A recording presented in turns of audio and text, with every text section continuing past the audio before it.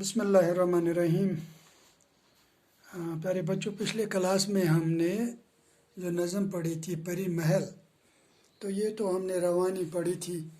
آج میں آپ کو اس کی تشریح بتاؤں گا۔ آج کے کلاس میں پہلا بند جو تھا یاد ہے وہ وادی کشمیر کی فصل بہار، جب جنوں انگیز تھا رقص و سرور جوئے بار، نزہتیں مستی بد اماں اور ابر کیف بار، جب عروس نو کی آرائش میں تھی مصروف کار، جب فضا میں رنگ برتے تھے گلوں کے کہے، ہر طرف نور آفرین تھے بلبلوں کے چہچہے۔ اب اس کی تشریح میں آپ کو بتاؤں گا۔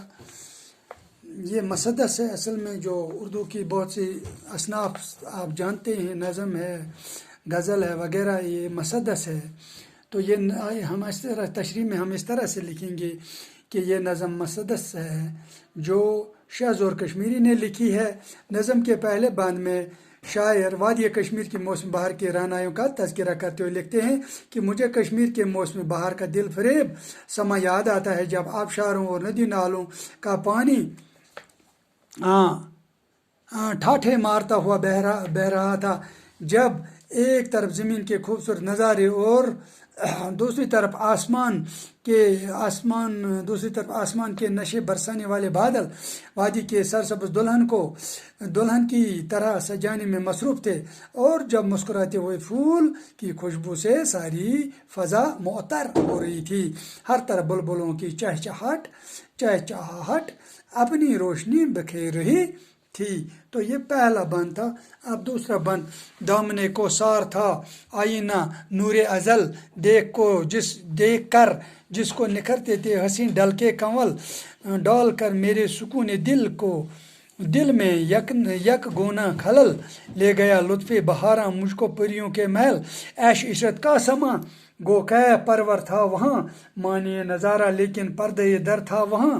تو یہ دوسرا بند، اور اس کی تشریح، پہاڑ کا دامن جیسے قدرت کے نور کا آئینہ تھا، دامن کوثر کس سے کہتے ہیں؟ کوثر پہاڑ کو کہتے ہیں۔ تو میں یہاں پہ لکھوں گا یہ کوثر، دامن کوثر ہو گیا پہاڑ کا دامن۔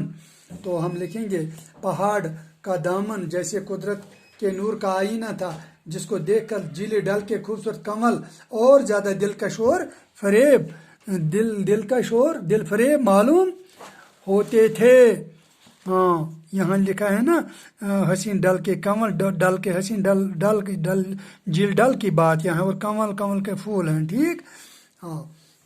تو آگے لکھیں گے بہاروں کی دلکشی کا یہ منظر مجھے بہت زیادہ بے چین کر گیا، اور موم کی رسیوں کے لطف کے لیے ایک خوبصورت سیرگاہ میں پری محل پہنچ گیا۔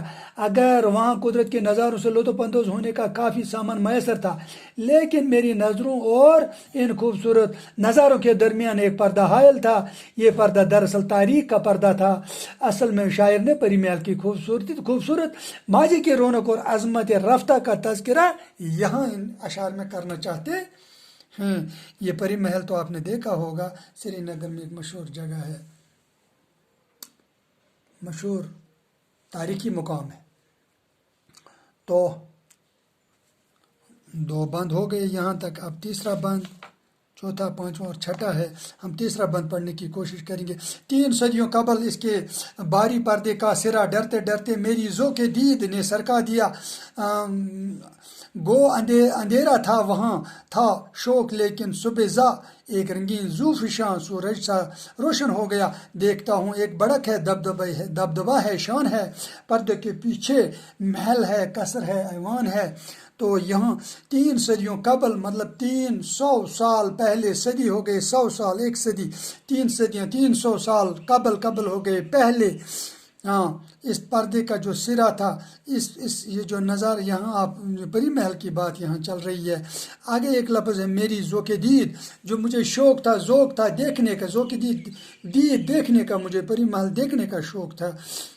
تو آگے میں اس کی تشریح آپ کو بتاؤں گا کہ ہم ایسے لکھیں گے 300 سال پڑھے تاریخ کو، اس بھاری پردے کو میری تھوڑی تصور کی آنکھوں نے جب ڈرتے ڈرتے اٹھا دیا تو میری نگاہوں کے سامنے صبح کی روشنی کی طرح پری محل کی ابتدائی شان و شوکت کی تصویر ظاہر ہو گئی، اور میں چشم تصور سے دیکھ رہا تھا کہ وہاں ایک محل ہے، ایک ایوان ہے جس میں بادشاہ کا دبدبہ ہے۔ تو پیارے بچوں، آج کا کلاس یہیں اختتام کریں گے۔